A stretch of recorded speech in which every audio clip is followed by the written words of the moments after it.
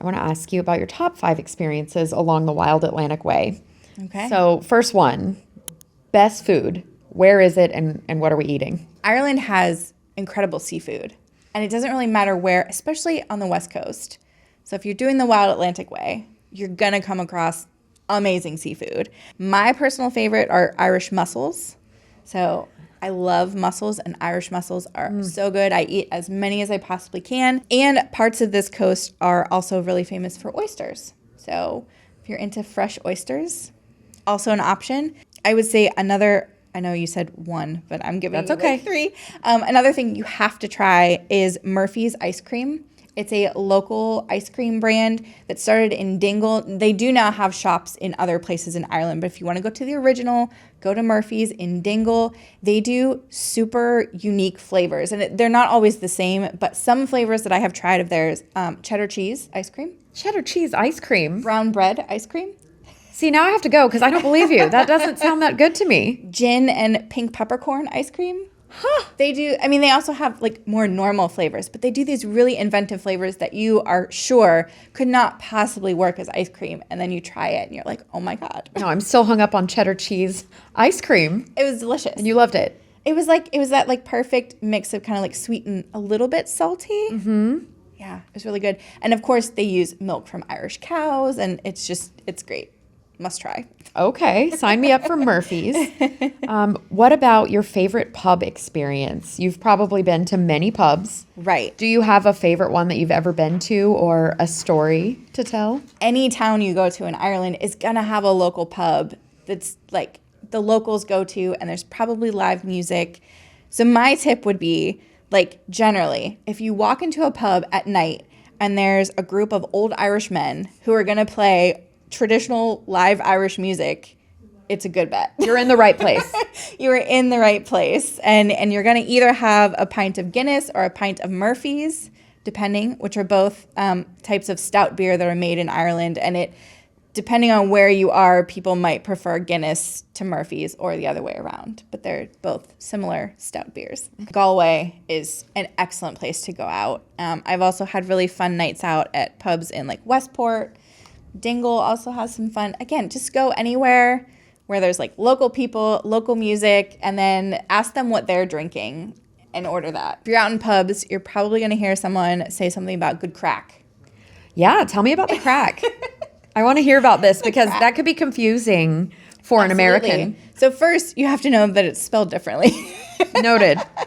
We are talking about, it is spelled C-R-A-I-C, craic. It's pronounced crack. It's an Irish word. Yes. It basically just means fun or a good time. So like good crack would be like, this is so much fun. This is like an excellent night out, or yeah, just a good time. That makes sense. Thank you for the good tip. Yeah, so if you were asking someone for a recommendation for like a good pub to go to, and they said, this one has really good crack.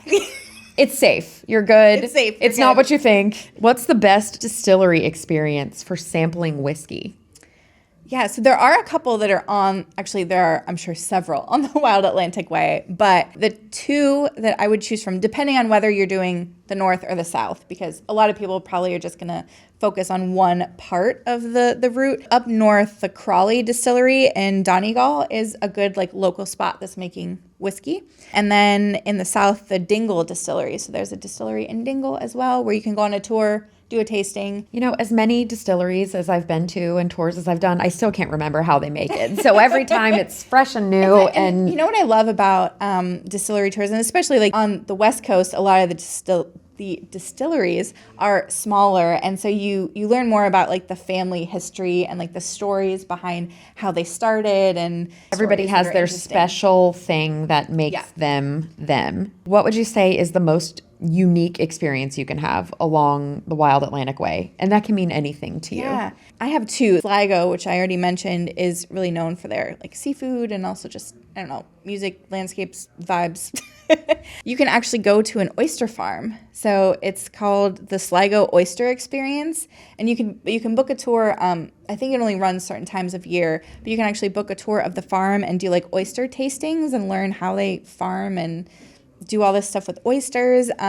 Ireland is very like kind of eco-forward. In the US, I feel like we have this like farm to table movement, and Ireland has kind of like a sea to table movement where they're very much like using the seafood that's naturally there and learning more about how to make it more palatable to people. Things like oysters and seaweed and all those things that a lot of people are like, ew, I'm not sure. You have a lot of like restaurants and chefs and stuff who are trying to like elevate that and get people more interested. But probably the more popular answer would be to go to a sheepdog demonstration. A sheepdog demonstration? Yes. So there are tons of sheep farms in Ireland, tons of sheep, and lots that are on the West Coast as well. So there are several farms you can visit where you can actually like see a demonstration of how the farmers use sheepdogs to like herd sheep. And these dogs are usually border collies. So smart, so funny, and like little balls of energy. They're having the best time. The best time. They absolutely love what they do. But some of these farms open up. They show you how they use the dogs to herd the sheep, and then you get to meet the dogs and sometimes puppies and lambs. And if you like farms and farm animals and dogs, it's excellent. So in Sligo, there's a place called Atlantic Sheepdogs that does this. In County Clare, there's Carriconnell Fort, and then Dingle Sheepdogs in Dingle. Those are some places along the Wild Atlantic Way that you can go see sheepdogs work. That sounds really fun. Yeah. If you're traveling and you miss your pups, it's kind of nice to go see these dogs. My dogs are lazy. My dogs don't have a job. Right. I work to support their lives of luxury, but to see a dog doing sort of what they're designed to do is really fascinating. It's really fascinating and adorable as well. Last question for you. What is your top most unmissable experience along the Wild Atlantic Way? I think the most unmissable thing, we'll just be cheesy with it, is to travel at least a portion of the Wild Atlantic Way. Look at you.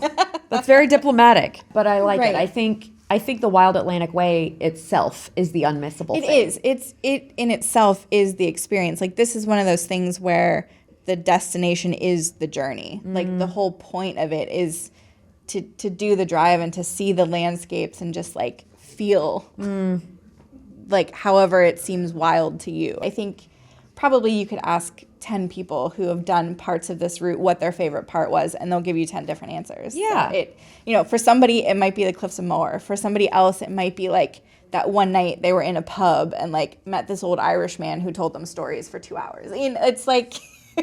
Well, that's the adventure of it. It's any road trip. Yes. Right? You start somewhere and you end somewhere, but it's all the things that happen, and when you took a wrong turn and when you had to go backwards, and that's the fun part. Yeah.